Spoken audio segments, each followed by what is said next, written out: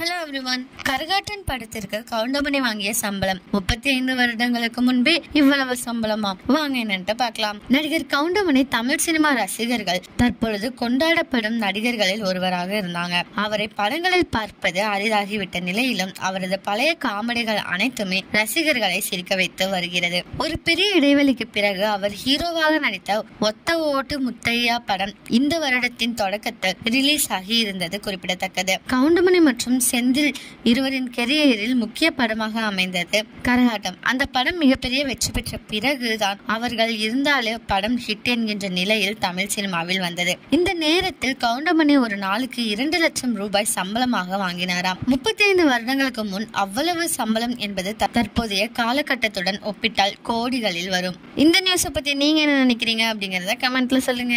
இதே மாதிரி latest cinema news update தெரிஞ்சுக்கணும்னா இந்த சேனலை சப்ஸ்கிரைப் பண்ணிக்கோங்க.